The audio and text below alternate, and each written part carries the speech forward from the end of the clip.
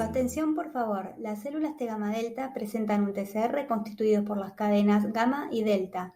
Su repertorio es limitado y no reconocen péptidos antigénicos presentados en el contexto de las moléculas del complejo mayor de histocompatibilidad. En esta imagen pueden observar de forma comparativa los TCRs de los linfocitos T convencionales, que son aquellos que expresan las cadenas alfa y beta, con el TCR de un linfocito T gamma delta. Como pueden observar, son similares. Ambos presentan una porción constante, cercana a la membrana plasmática, y una variable más alejada, dentro de la cual se encuentran las regiones del reconocimiento antigénico. En esta figura se muestra el proceso de reconocimiento antigénico clásicamente descrito para los linfocitos convencionales, donde una célula dendrítica muestra péptidos derivados del antígeno presentados en el contexto de las moléculas de CMH al linfocito T, junto con señales costimulatorias. En su conjunto, esto genera la formación de una sinapsis inmunológica y la activación linfocitaria. ¿Y cómo reconocen los linfocitos T gamma delta sus antígenos? Muy bien, muy buena pregunta. Esa fue la misma duda que tuvieron algunos científicos durante muchísimo tiempo. Y para aclararla, tenemos que hablar de las moléculas presentadoras de antígenos. Algunas de estas moléculas son muy conocidas, como las del complejo mayor de histocompatibilidad, pero otras son menos populares, como CD1. Esta última puede presentar lípidos a diferentes poblaciones linfoides, como las células NKT y los linfocitos T gamma delta.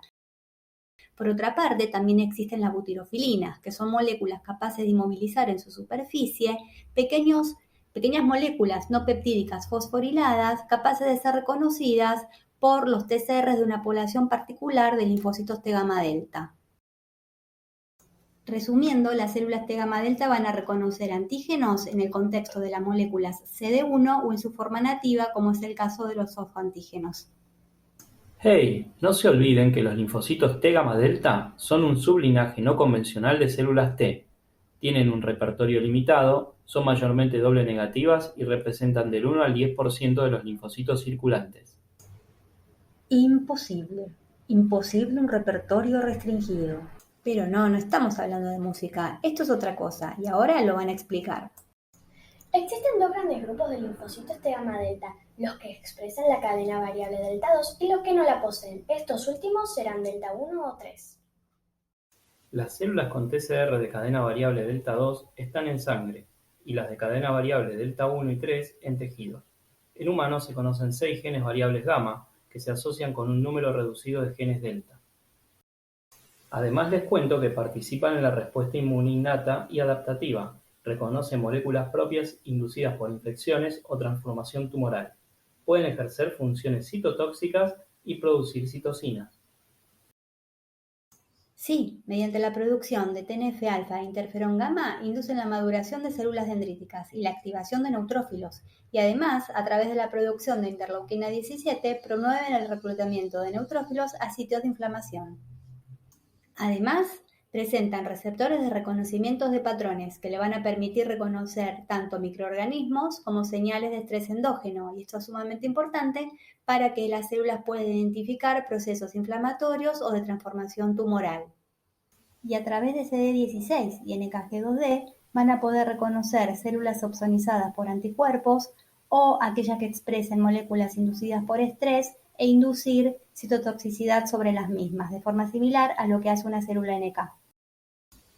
En esta imagen vemos un resumen gráfico de lo que venimos hablando.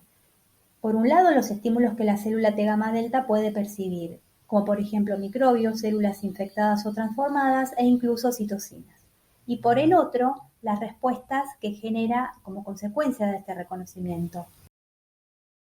Habrá inflamación para eliminar células infectadas o transformadas mediante distintos mecanismos citotóxicos, memoria inmunológica cuando la célula T gamma delta actúa como una célula de la inmunidad adaptativa, reparación tisular, principalmente para el mantenimiento de la integridad epitelial y, como efectos no deseados, procesos de autoinmunidad.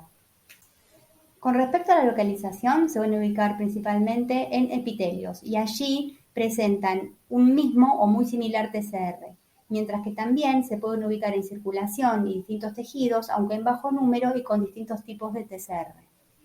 Ahora vamos a hablar de los linfocitos intraepiteliales, muchos de los cuales expresan el TCR gamma delta y constituyen una de las primeras líneas de defensa en mucosas. Estas células se caracterizan por tener alta expresión de marcadores de activación e integrinas de localización intestinal.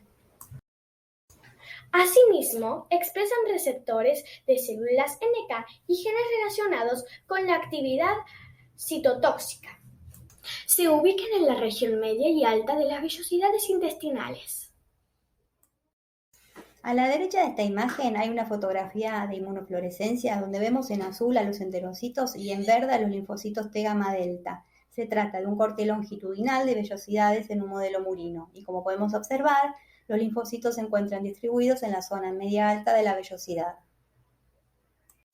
Por otro lado, a la izquierda de la imagen tenemos los esquemas que surgen a partir de las fotos de microscopía. Hay un corte longitudinal y otro transversal de la vellosidad, donde están pintados de verde los linfocitos T gamma delta. Y como pueden observar, estos son reclutados en presencia de microorganismos patogénicos o de infección.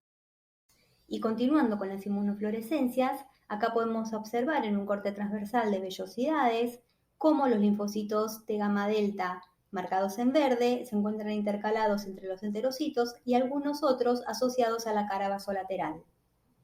En este esquema se muestra el circuito de los linfocitos intraepiteliales en una vellosidad.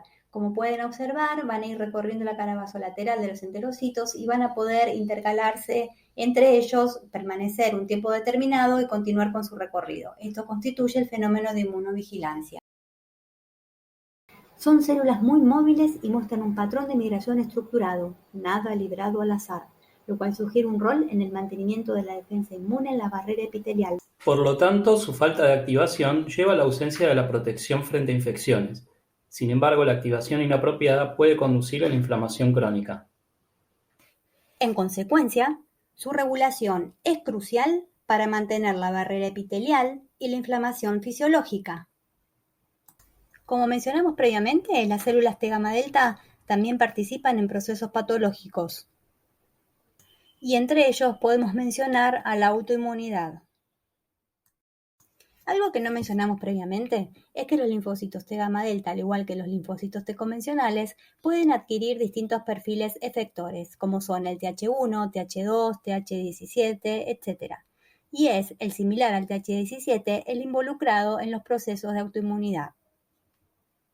A modo de ejemplo, vamos a describir lo que ocurre en psoriasis. Lo que sucede en psoriasis es que los linfocitos T gamma delta residentes en piel, en respuesta a diferentes agonistas, van a diferenciarse al perfil similar al Th17. Las citoquinas producidas por ellos van a actuar sobre los queratinocitos, modificando la estructura del tejido, y sobre linfocitos T convencionales, exacerbando el proceso inflamatorio. Y llegando al final de esta charla, nos podemos quedar con un mensaje bastante sencillo, pero muy importante, y es que los linfocitos T gamma delta son claves para el desarrollo de respuestas inmunes, antimicrobianas y antitumorales, y para el mantenimiento de la integridad epitelial.